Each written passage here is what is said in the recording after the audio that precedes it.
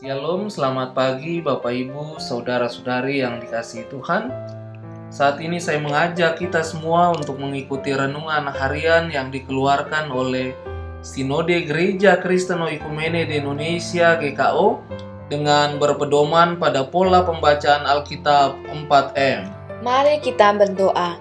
Ya Tuhan, pemilik kehidupan ini, ketika kami akan melakukan aktivitas kami di sepanjang hari ini, kami membutuhkan Tuhan hadir melalui firman-Mu, sehingga firman-Mu boleh menjadi penuntun dan pengarah bagi kami untuk terus bertumbuh dan berjalan bersama dengan Tuhan.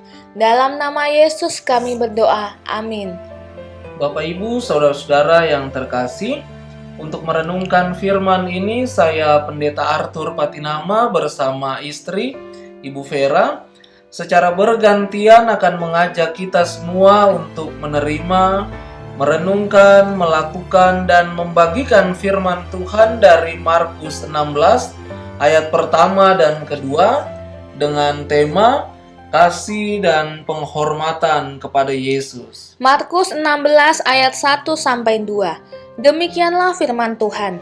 Setelah lewat hari Sabat, Maria Magdalena dan Maria ibu Yakobus serta Salome membeli rempah-rempah untuk pergi ke kubur dan meminyaki Yesus. Dan pagi-pagi benar pada hari pertama minggu itu, setelah matahari terbit, pergilah mereka ke kubur. Pertanyaannya, siapakah perempuan-perempuan yang pergi ke kubur Yesus itu? Dan apa yang hendak dilakukan ketiga perempuan itu?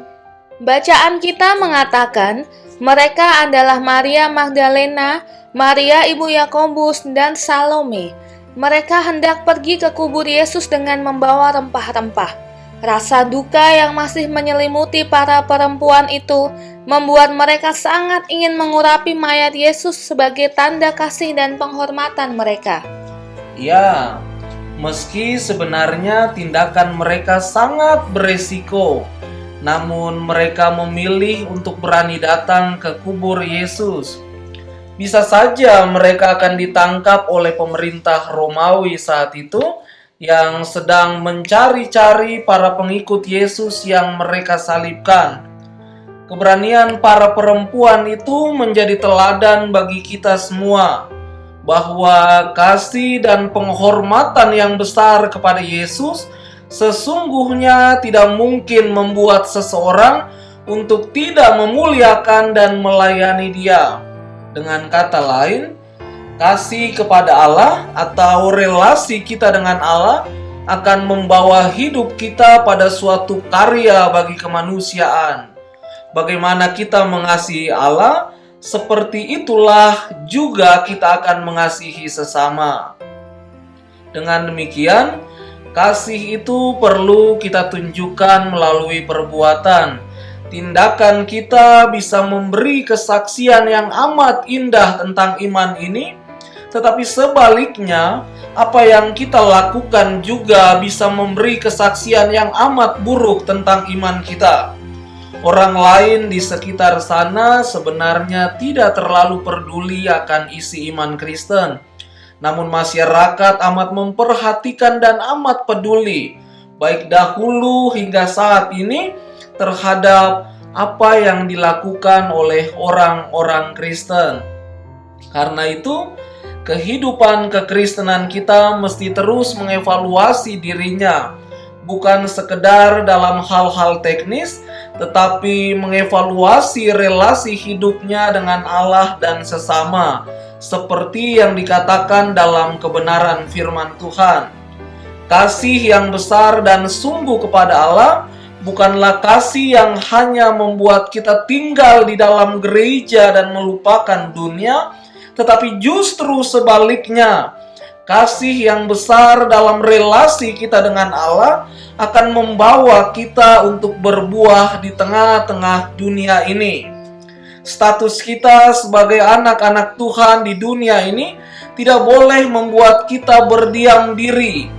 Gereja tidak boleh lari dan sekedar berorientasi ke atas, tetapi gereja harus hadir dan hidup di tengah-tengah masyarakat dunia. Gereja adalah milik Allah, tetapi gereja juga bagian dari masyarakat. Karena itulah, gereja harus menata diri dengan baik dan menunjukkan nilai kasihnya sebagai wujud kepedulian terhadap sesama. Saudara yang dikasihi Tuhan, Tuhan Yesus memanggil dan mengutus kita semua untuk bertugas dan berfungsi seperti etalase. Apa yang mau kita pertontonkan bagi dunia ini? Perseteruan, konflik, itu tidak boleh terjadi. Tetapi marilah kita hadir untuk menjadi teladan di dalam perkataan dan perbuatan, sehingga agama hadir memberikan kehidupan bagi sesama dan bukan kematian. Agama hanya akan menjadi berkat ketika iman bersanding dengan perbuatan, keyakinan berdampingan dengan kebaikan, dan religiusitas berpadu dengan akal sehat. Sebab ibadah yang murni dan tidak bercacat di hadapan Tuhan adalah ibadah yang dilakukan di dalam iman dan perbuatan. Itulah yang Tuhan suka. Sebagai tubuh Kristus, Tuhan memperlengkapi kita untuk menunjukkan sikap kasih kita terhadap sesama. Sikap kasih hidup di dalam diri pengikut-pengikut Kristus akan menjadikan kita jalan berkat Allah yang dapat memberikan kelegaan dan kesegaran hidup bagi orang-orang di sekitar kita. Dan sikap kasih yang hidup di dalam diri orang-orang percaya akan langsung dapat dirasakan oleh orang-orang di sekitar kita. Mother Teresa di tengah pelayanan kasihnya kepada banyak orang miskin di Kalkuta berkata, "Keberhasilan sejati bukanlah berapa banyak hasil yang Anda peroleh dan miliki saat ini, tetapi berapa banyak hubungan yang Anda bangun dalam kehidupan dengan sesama." Amin. Mari kita berdoa. Tuhan, terima kasih untuk kebenaran sabda-Mu di pagi ini.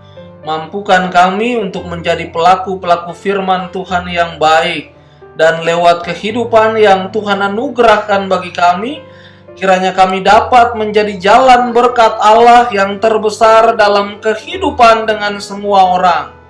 Dalam nama Tuhan Yesus, Sang Nafas Hidup, kami menyerahkan kehidupan kami di sepanjang hari ini. Amin. Selamat pagi, selamat menjalankan aktivitas. Tuhan Yesus menyertai kita semua.